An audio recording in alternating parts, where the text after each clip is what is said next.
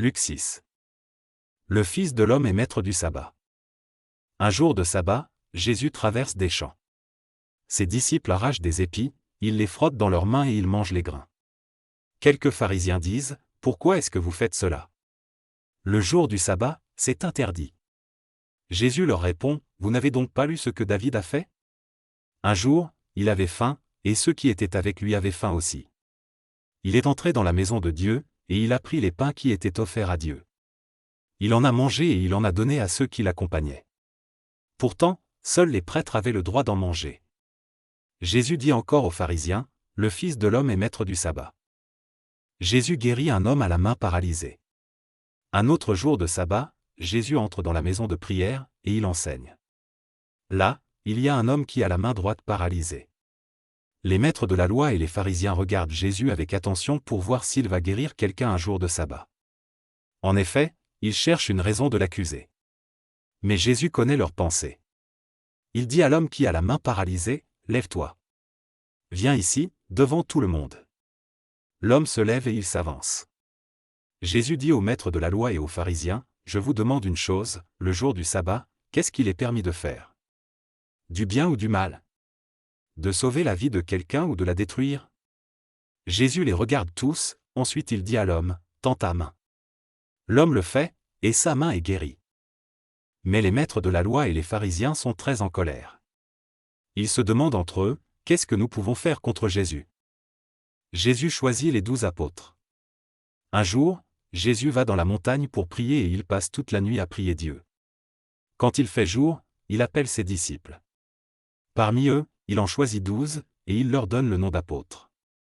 Les voici, Simon, à qui Jésus donne le nom de Pierre, André le frère de Simon, Jacques, Jean, Philippe, Barthélemy, Matthieu, Thomas, Jacques le fils d'Alphée, Simon qu'on appelle le nationaliste, Jude le fils de Jacques, et Judas Iscariote, celui qui va livrer Jésus.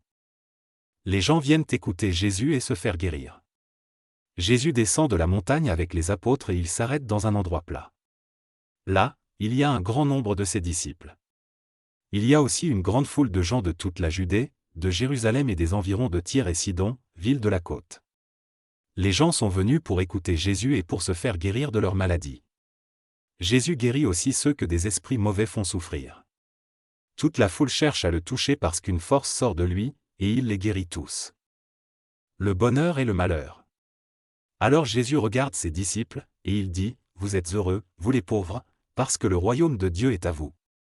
Vous êtes heureux, vous qui avez faim maintenant, parce que vous serez nourris d'une manière abondante. Vous êtes heureux, vous qui pleurez maintenant, parce que vous rirez. Vous êtes heureux quand les gens vous détestent, quand ils vous rejettent, quand ils vous insultent, quand ils disent du mal de vous à cause du Fils de l'homme.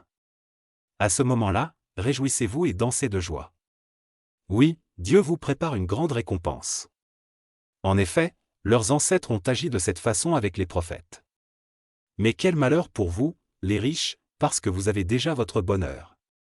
Quel malheur pour vous qui avez maintenant tout ce qu'il vous faut, parce que vous aurez faim. Quel malheur pour vous qui riez maintenant, parce que vous serez dans le deuil et vous pleurerez. Quel malheur pour vous, quand tous les gens disent du bien de vous. En effet, leurs ancêtres ont agi de cette façon avec les faux prophètes. L'amour des ennemis. Mais je vous dis ceci, à vous qui m'écoutez, aimez vos ennemis, faites du bien à ceux qui vous détestent. Souhaitez du bien à ceux qui vous souhaitent du mal, priez pour ceux qui disent du mal de vous. Quand quelqu'un te frappe sur une joue, tends-lui aussi l'autre joue. Quand quelqu'un te prend ton vêtement, ne refuse pas non plus ta chemise. Donne à tous ceux qui te demandent quelque chose. Et quand quelqu'un te prend ce qui est à toi, ne le réclame pas. Faites pour les autres tout ce que vous voulez qu'ils fassent pour vous.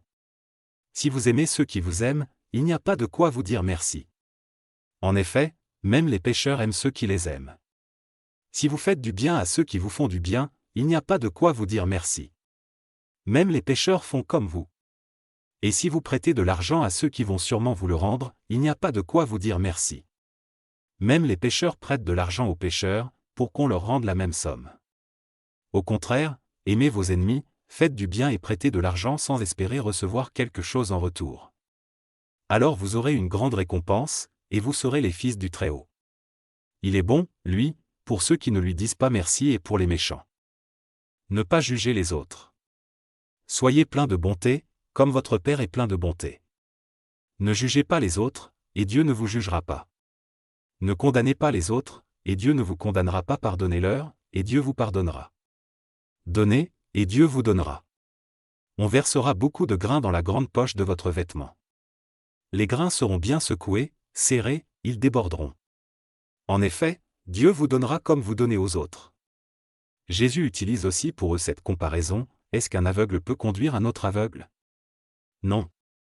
Ils tomberont tous les deux dans un trou. Le disciple n'est pas plus savant que son maître, mais tous les disciples bien formés seront comme leur maître. Tu regardes le bout de paille dans l'œil de ton frère. Mais le tronc d'arbre qui est dans ton œil à toi, tu ne le remarques pas. Pourquoi donc? Comment peux-tu dire à ton frère: mon frère, laisse-moi enlever le bout de paille qui est dans ton œil? Et toi, tu ne vois même pas le tronc d'arbre qui est dans le tien. Homme faux.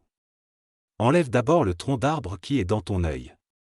Ensuite tu verras assez clair pour enlever le bout de paille dans l'œil de ton frère. L'arbre et ses fruits. Un bon arbre ne produit pas de mauvais fruits et un arbre malade ne produit pas de bons fruits. On reconnaît les arbres à leurs fruits. On ne cueille pas des figues sur des plantes piquantes, on ne récolte pas du raisin sur des cactus. La personne qui est bonne tire le bien de son cœur qui est plein de bonnes choses. La personne qui est mauvaise tire le mal de son cœur qui est plein de mauvaises choses. Oui, ce qui remplit le cœur de quelqu'un, voilà ce qui sort de sa bouche. Les deux maisons. Vous m'appelez Seigneur. Seigneur, mais vous ne faites pas ce que je dis.